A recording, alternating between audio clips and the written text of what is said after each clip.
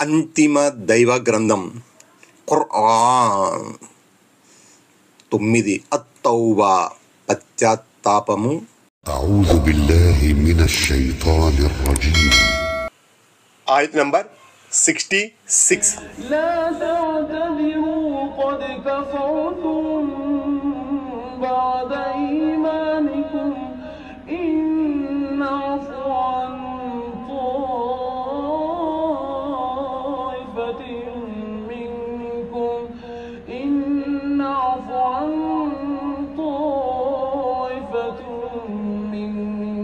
نعذب طائفة بأنهم كانوا مجرمين. ఆయత్ నంబర్ 66. మీరింక సాకులు చెప్పకండి, మీరు విశ్వసించిన తరువాత అవిశ్వాసానికి వడిగట్టారు. ఒకవేళ మేము మీలో కొందరిని మన్నించినా మరికొందరిని వారి నేరాలకు గాను కఠినంగా శిక్షిస్తాము అని ఓ ప్రవక్త వారికి చెప్పు. 89. దైవాన్ని దైవ ప్రవక్తను పరిహసించిన మీదట మీ విశ్వాసానికి ఈమానుకు ఇక ఎలాంటి అర్థము లేదు. ఇప్పటి వరకు కాపట్యం మీ మనసుల్లో దాగి ఉన్నప్పటికీ పైకి మీరు ముస్లింల సరసన నిలబడగలిగేవారు. ఇప్పుడు మీ బండారం బయటపడిపోయింది. ఇక నుంచి మిమ్మల్ని ముస్లింలుగా పరిగణించే ఆస్కారం కూడా లేకుండా పోయింది. 90. ఆ కొందరు ఎవరు అంటే తమ వల్ల జరిగిన తప్పిదాలను తెలుసుకుని పశ్చాత్తాపం చెంది నిజమైన ముస్లింలుగా మసులుకోవడం మొదలుపెట్టిన వారు.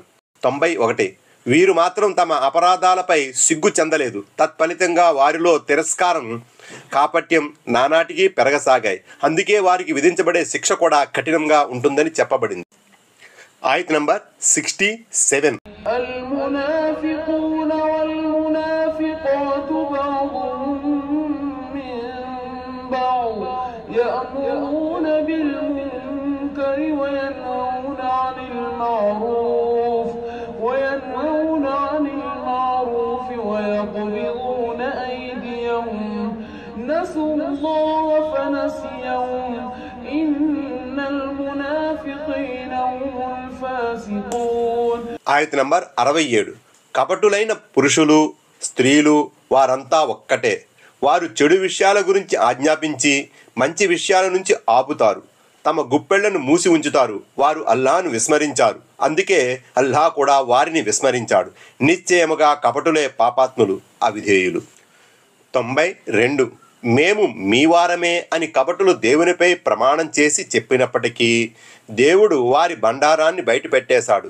కపటుల్లోని పురుషులు స్త్రీలు అందరూ ఒకే కోవకు చెందినవారని, వారు తమ వర్గము నుంచి సహాయ సహకారాలు అందించుకుంటారే తప్ప ముస్లింలకు ఏమాత్రమూ తోడ్పడజాలరని స్పష్టం చేశాడు. కాపట్యంలోనూ ఇస్లాం పట్ల విరోధుల్లోనూ వీరు పరస్పరం పోటీ పడతారు. వీరి గుణగణాలు విశ్వాసుల గుణగణాలకు పూర్తి విరుద్ధంగా ఉంటాయి. విశ్వాసులు మంచిని గురించి ఆజ్ఞాపించగా కపటులు చెడుని గురించి ఆజ్ఞాపిస్తారు. విశ్వాసులు చెడు పనుల నుంచి వారిస్తే ఈ నయవంచకులు మంచి పనుల నుంచి ప్రజలను ఆపుతారు. 93. గుప్పెళ్లను మూసి ఉంచడం అంటే భావం పిసినారితనం వహించడం. ఈ కపటులు ఎంగిలి చేత్తో కాకిని కూడా తోలరు.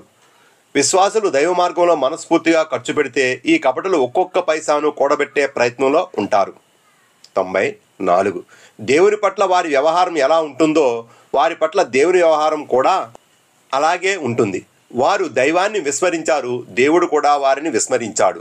ప్రపంచంలో వారు అల్లాహ్ ఆదేశాలను పాటించకుండా ఉంటే పరలోకంలో అల్లాహ్ వారిని తన దయానుగ్రహాలకు దూరంగా ఉంచుతాడు.